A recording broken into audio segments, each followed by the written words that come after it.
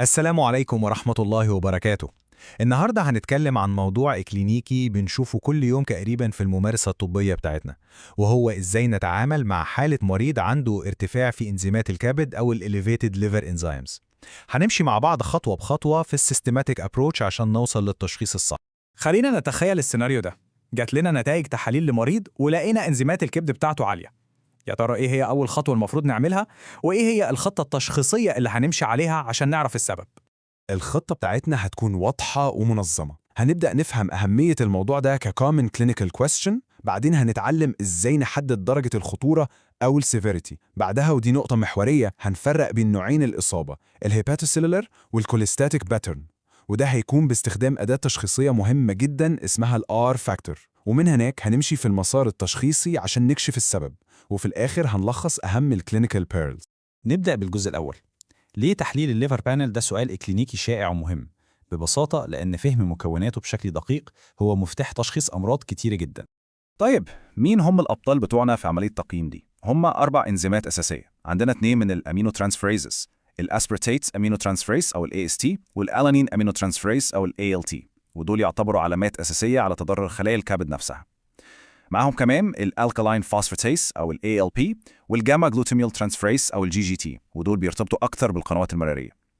دي المؤشرات اللي هنعتمد عليها في رحلتنا التشخيصية. وهنا في نقطة مهمة جدا وممكن تكون مسكونسبشن عند ناس كتير. انزيمات الكبد مش بتقيس وظيفة الكبد أو الليفر فانكشن، هي بتقيس وجود إصابة أو ضرر لخلايا الكبد، يعني الليفر انجري. الانزيمات دي أصلا موجودة جوه خلايا الكبد، ولما الخلايا دي بيحصل لها دامج بتتسرب وتطلع في الدم، فارتفاعها معناه إن في ضرر حاصل، مش بالضرورة فشل في وظائف الكبد. تمام.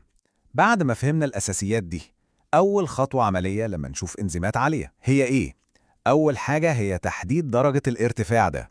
لازم نقيم هل الارتفاع ده طفيف ولا شديد، لأن ده بيحدد الريسك ليفل، وبناء عليه بنحدد الخطوات الجاية. التصنيف ده بيساعدنا نقيم الحالة بشكل منهجي. بنقسم الإليفيشن ل4 درجات. لو الارتفاع من مرة وربع لمرتين ونص فوق الأبر ليميت اوف نورمال، ده بنسميه جريد 1 أو مايلد. من مرتين ونص ل5 أضعاف ده جريد 2 أو مودريت. من 5 ل10 أضعاف ده جريد 3 وده يعتبر سيريس. أما لو الارتفاع أكتر من 10 أضعاف فده جريد 4 وبيعتبر سيفير. والجريد 4 بالذات بيكون مرتبط بخطورة عالية لحدوث كومبليكيشنز زي الأكيوت ليفر فيلير. بعد ما حددنا السيفيريتي بنيجي لأهم مفترق طرق في التشخيص بتاعنا، وهو تحديد طبيعة الإصابة أو الباترن اوف انجري. هل المشكلة أساساً في خلايا الكبد نفسها ولا المشكلة في نظام القنوات المرارية؟ عندنا نمطين أساسيين للإصابة. الأول هو الهيباتوسيلولر انجري، وده معناه إن الضرر واقع بشكل مباشر على خلايا الكبد أو الهيباتوسايتس. وفي الحالة دي بنلاقي ارتفاع واضح جدا في الأمينو ترانسفريزز اللي هم ال ALT وال AST.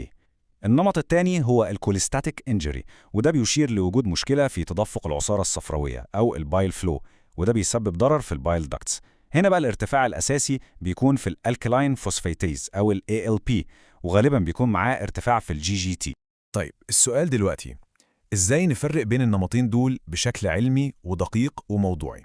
هنا بيجي دور الأداة الأهم في الورك اب بتاعنا، وهي الR factor.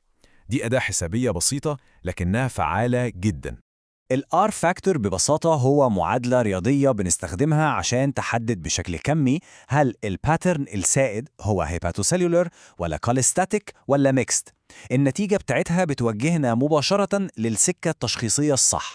طريقة حسابها سهلة جدا. أول خطوة بنجيب قراية ال ALT بتاعة المريض ونقسمها على الحد الأقصى الطبيعي للمعمل أو ال ALT upper limit of normal. تاني خطوة بنعمل نفس الكلام مع ال ALP، نقسم قراية المريض على ال upper limit of normal بتاعه. تالت وآخر خطوة نقسم ناتج الخطوة الأولى على ناتج الخطوة التانية. بسيطة جدا. طيب، إزاي نفسر النتيجة؟ لو رقم اللي طلع معانا أو ال R value كان أكبر من 5، ده بيشير بوضوح إننا بنتعامل مع hepatocellular pattern of injury. أما لو النتيجة كانت أقل من 2، ده بيوجهنا بقوة ناحية الكوليستاتيك باترن. طب لو القيمة طلعت في النص، يعني بين 2 و5، ده اللي بنسميه ميكسد باترن، وده معناه إن الإصابة فيها خصائص من النوعين مع بعض، الهيباتوسيلولر والكوليستاتيك. تمام. دلوقتي بعد ما حددنا الباترن باستخدام الR factor، نقدر نمشي في السكة الصح عشان ندور على السبب الحقيقي للمشكلة. خلينا نبدأ بالسيناريو الأول.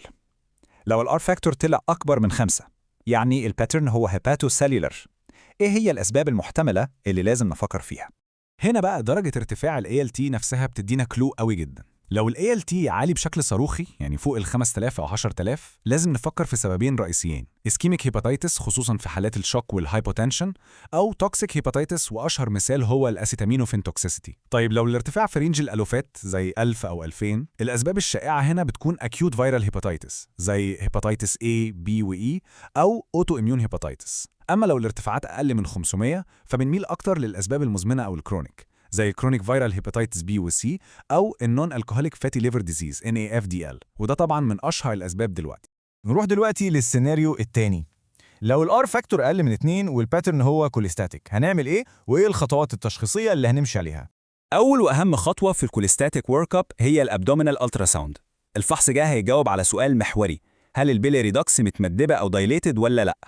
لو لقينا الداكس متمددة ده بيشير لوجود اوبستراكشن، وده ممكن يكون بسبب حصوات زي الكوليدوكوليسياسيس أو تضيق أو ستريكتشر أو ورم أو مالجنسي زي البنكرياتيك هيد تيومر. أما بقى لو الداكتس طلعت طبيعية ومش دايليتد فكده بنفكر في أسباب انترا هيباتيك زي أمراض المناعة الذاتية زي البرايمري بيلاري كولينجايتس أو الPBC والبرايمري سكلروزين كولينجايتس أو الPSC، أو ممكن يكون السبب دراج انديوست كوليستاسيس من أدوية معينة. في الجزء الأخير ده هنلخص كام نقطة كلينيكية مهمة وعملية جدا اللي هي الكلينيكال بيرلز اللي هتساعدنا في التشخيص وتفضل في الذاكرة. أول معلومة ذهبية: لو لقيت ال ALT معدي ال 10000 لازم تفكيرك يروح لحاجتين على طول: اسكيميك هيباتيتس اللي بيحصل مع حالات الشوك والهايبوبرفيوجن، أو توكسين اندوزد هيباتيتس. وأشهر مثال على الإطلاق هو جرعة زيادة من الأسيتامينوفين أو الباراسيتامول. ولما بنتكلم عن الاسيتامينون مهم قوي نبقى عارفين التايم لاين بتاع التوكسيسيتي. الانزيمات مش بتعلى في نفس يوم الجرعة الزيادة، الارتفاع بيبدأ يظهر بعد حوالي يومين وبيوصل للذروة أو البيك في اليوم الرابع. بعد كده بيبدأ يقل تدريجيا ويرجع للطبيعي في خلال 10 ل 15 يوم. معرفة التايم لاين ده مهمة جدا واحنا بناخد هيستوري من المريض. وفي النهاية الابروتش الصح لتشخيص سبب ارتفاع انزيمات الكبد بيعتمد على سيستم واضح. أولاً نحدد السيفيريتي، ثانياً نعرف الباترن باستخدام الار فاكتور، وبعدين نبدأ نبني الديفرنشال دايجنوسيس بناءً على المعطيات دي. بالطريقة المنظمة دي اللغز بيبدأ يتفك خطوة بخطوة، وبنوصل من مجرد رقم في تحليل لتشخيص دقيق وخطة علاج فعالة. كان معكم دكتور إسلام جمال، أخصائي البطنة والسكر. ما تنسوش الاشتراك في القناة، ولو حابين نعمل فيديوهات أكتر عن مواضيع معينة اكتبوها لنا في الكومنتات. بالتوفيق دايما إن شاء الله.